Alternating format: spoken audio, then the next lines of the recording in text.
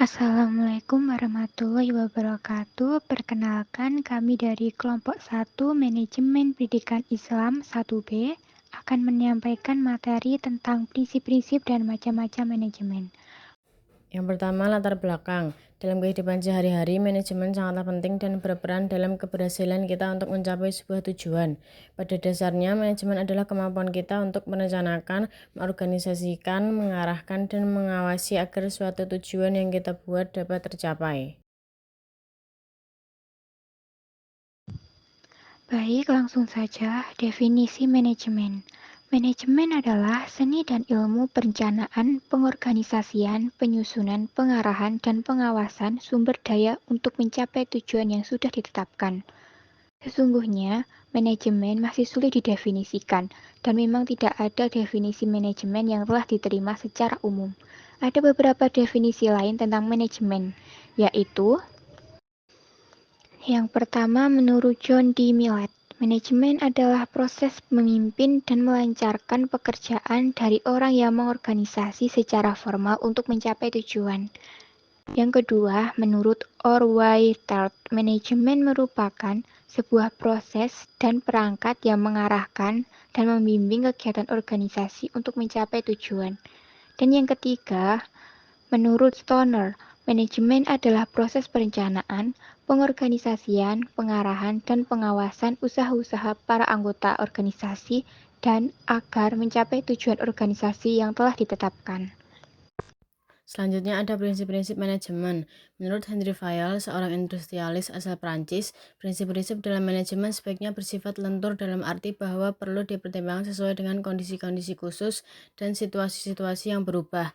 Prinsip-prinsip umum manajemen menurut Henry Fayol terdiri dari: yang pertama ada pembagian kerja atau division of work. Pembagian kerja harus disesuaikan dengan kemampuan dan keahlian sehingga pelaksanaan kerja berjalan efektif.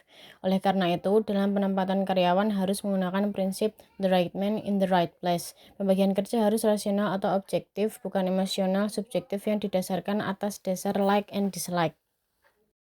Yang kedua ada wewenang dan tanggung jawab atau authority and responsibility. Sikap karyawan dilengkapi dengan wewenang untuk melakukan pekerjaan dan setiap wewenang melekat atau diikuti pertanggungjawaban. Wewenang dan tanggung jawab harus seimbang.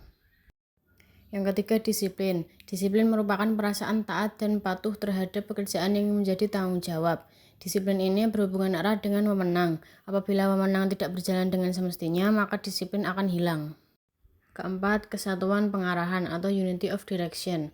Dalam melaksanakan tugas-tugas dan tanggung jawabnya, karyawan perlu diarahkan menuju sasarannya.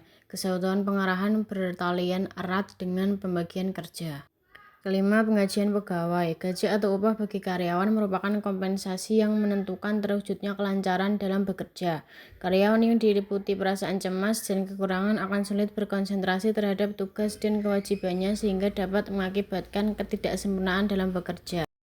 Keenam, pemusatan atau centralization. Pemusatan wewenang akan menimbulkan pemusatan tanggung jawab dalam suatu kegiatan. Tanggung jawab terakhir terletak ada orang yang memegang wewenang tertinggi atau manajer puncak. Pemusatan bukan berarti adanya kekuasaan untuk menggunakan wewenang, melainkan untuk menghindari kesimpangsiuran wewenang dan tanggung jawab. Ketujuh, ada hierarki atau tingkatan. Pembagian kerja menimbulkan adanya atasan dan bawahan. Bila pembagian kerja ini mencakup area yang cukup luas, akan menimbulkan hierarki. Hierarki diukur dari wewenang terbesar yang berada pada manajer puncak dan seterusnya beruntun ke bawah. 8. Ketertiban atau order. Ketertiban dalam melaksanakan pekerjaan merupakan syarat utama karena pada dasarnya tidak ada orang yang bisa bekerja dalam keadaan kacau atau tegang. Ketertiban dalam suatu pekerjaan dapat terwujud apabila seluruh karyawan, baik atasan maupun bawahan, mempunyai disiplin yang tinggi. 9. Keadilan dan kejujuran. Keadilan dan kejujuran merupakan salah satu syarat untuk mencapai tujuan yang telah ditentukan. Keadilan dan kejujuran terkait dengan moral karyawan dan tidak dapat dipisahkan. Keadilan dan kejujuran harus ditegakkan mulai dari atasan karena atasan memiliki wewenang yang paling besar. Manajer yang adil dan jujur akan menggunakan wewenangnya dengan sebaik-baiknya untuk melakukan keadilan dan kejujuran pada bawahannya. 10. Stabilitas kondisi karyawan. Dalam setiap kegiatan, kestabilan karyawan harus dijaga sebaik-baiknya agar segala pekerjaan berjalan dengan lancar. Kestabilan karyawan terwujud karena adanya disiplin kerja yang baik dan adanya ketertiban dalam kegiatan. Manusia sebagai makhluk sosial yang berbudaya memiliki keinginan, perasaan, dan pikiran. Apabila keinginannya tidak terpenuhi, perasaan tertekan dan pikiran yang kacau akan menimbulkan guncangan dalam bekerja. 11. Prakarsa atau inisiatif. Prakarsa timbul dari dalam diri seseorang yang menggunakan daya pikir. Prakarsa menimbulkan kehendak untuk mewujudkan sesuatu yang berguna bagi penyelesaian pekerjaan dengan sebaik-baiknya. Jadi dalam prakarsa terhimpun kehendak, perasaan, pikiran, keahlian, dan pengalaman seseorang. Oleh karena itu, setiap prakarsa yang datang dari karyawan harus dihargai. Prakarsa atau inisiatif mengandung arti menghargai orang lain. Ke-12. Semangat kesatuan dan semangat korps. Setiap karyawan harus memiliki rasa kesatuan, yaitu rasa senasib sepenanggungan sehingga menimbulkan semangat kerjasama yang baik. Semangat kesatuan akan lahir apabila setiap karyawan mempunyai kesadaran bahwa setiap karyawan berarti bagi karyawan lain dan karyawan lain sangat dibutuhkan oleh dirinya. Manajer yang memiliki kepemimpinan akan mampu melahirkan semangat kesatuan. Sedangkan manajer yang suka memaksa dengan cara-cara yang kasar akan melahirkan friction the crop atau perpecahan dalam korps dan membawa bencana. 13. Mengutamakan kepentingan organisasi di atas kepentingan sendiri. Setiap karyawan harus mengabdikan kepentingan sendiri kepada kepentingan organisasi. Hal semacam itu merupakan suatu syarat yang sangat penting agar setiap kegiatan berjalan dengan lancar sehingga tujuan dapat tercapai dengan baik. Setiap karyawan dapat mengabdikan kepentingan pribadi kepada kepentingan organisasi jika memiliki kesadaran bahwa kepentingan pribadi sebenarnya bergantung kepada berhasil tidaknya kepentingan organisasi. Prinsip pengabdian kepentingan pribadi kepada kepentingan organisasi dapat terwujud apabila setiap karyawan merasa senang dalam bekerja sehingga memiliki disiplin yang tinggi. Yang terakhir, kesatuan perintah atau unity of command. Dalam memberikan wewenang kepada seseorang terhadap suatu kewajiban dan tanggung jawab, seorang atasan tidak mungkin memberikan wewenang kepada dua orang untuk menjadi seorang manajer untuk satu divisi dan satu organisasi atau kantor. Pastinya satu divisi satu seorang manajer sehingga terdapat dua seorang manajer dalam satu divisi dalam memberikan perintah terhadap staf atau tim padahal menjadi ricuh. Selanjutnya, macam-macam manajemen. 1. Manajemen produksi. Manajemen produksi merupakan bidang manajemen yang memiliki fungsi untuk mengkoordinasi semua kegiatan yang berhubungan dengan proses produksi untuk mencapai tujuan.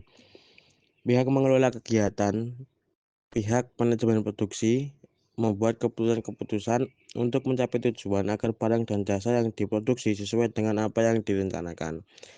Nomor 2 adalah manajemen keuangan. Manajemen keuangan merupakan bidang manajemen yang berfokus pada pengendalian dana dan keuangan perusahaan, termasuk juga pencatatan dan pembuatan laporan keuangan.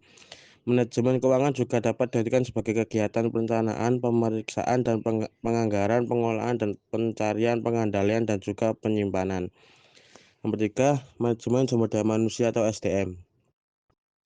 Sumber daya manusia atau SDM merupakan bidang manajemen yang berfokus pada kegiatan yang berhubungan dengan tenaga kerja atau karyawan sesuatu yang perusahaan atau organisasi. Nomor 4, manajemen pemasaran. Manajemen pemasaran merupakan cabang dari manajemen berupa proses penetapan tujuan pemasaran sebuah organisasi dengan mempertimbangkan sumber daya yang tersedia dan juga peluang pasar. Nomor 5, manajemen strategi. Manajemen strategi merupakan bidang manajemen berupa seni atau ilmu penyusunan atau penerapan, mengimplementasikan dan mengevaluasi keputusan lintas fungsional sehingga memungkinkan organisasi mencapai tujuan. Nomor 6, manajemen administrasi. Manajemen administrasi merupakan cabang manajemen yang berfungsi untuk memberikan informasi dan layanan pada bidang administrasi dan akuntansi. Nomor 7 adalah manajemen operasi. Manajemen operasi adalah manajemen pengelola secara maksimal dalam menggunakan berbagai faktor produksi mulai dari sumber daya manusia, mesin, peralatan, bahan mentah, dan faktor produksi lainnya dalam proses pengubahan menjadi beragam produk barang atau jasa. Jenis manajemen ini berkaitan dengan kegiatan operasional perusahaan yang menyeluruh. Nomor 8 adalah manajemen informasi. Manajemen informasi merupakan bidang manajemen berupa pengelolaan data yang terdiri dari proses mencari, menyusun, proses klarifikasi, serta memperlihatkan semua data yang terkait dengan kegiatan perusahaan. Jadi, kesimpulannya adalah dari uraian di atas terlihat bahwa salah satu ilmu manajemen digunakan untuk mencapai tujuan, menjaga keseimbangan, efisiensi, dan efektivitas. Jadi ini menurut James A. Stoner terlihat bahwa ilmu manajemen boleh dikatakan suatu seni. Manajemen sebagai seni dalam menyelesaikan pekerjaan melalui orang lain. Ini mengandung arti bahwa para manajer mencapai tujuan-tujuan organisasi melalui pengaturan orang-orang lain untuk melaksanakan berbagai tugas yang mungkin diperlukan atau berarti dengan tidak melakukan tugas-tugas itu sendiri. Para pakar ekonomi mengatakan bahwa manajemen itu mempunyai arti sangat luas, sehingga dalam kenyataannya tidak ada definisi yang digunakan secara konsisten oleh semua orang. Menurut Henry Fayol, prinsip-prinsip manajemen ada 14, yaitu pembagian kerja, wewenang dan tanggung jawab, disiplin, kesatuan pengarahan, penggajian pegawai, pemusatan, tingkatan, ketertiban, keadilan dan kejujuran, stabilitas kondisi karyawan, prakarsa, semangat kesatuan dan semangat korps, koordinasi atas kepentingan perseorang terhadap kepentingan yang umum, dan kesatuan perintah. Macam-macam manajemen itu ada 8, yaitu manajemen produksi, manajemen keuangan, manajemen sumber daya manusia atau SDM, manajemen pemasaran, manajemen strategi, manajemen administrasi, manajemen operasi, dan manajemen informasi. Sekian materi yang bisa kami sampaikan. Kurang lebihnya kami mohon maaf. Wassalamualaikum warahmatullahi wabarakatuh.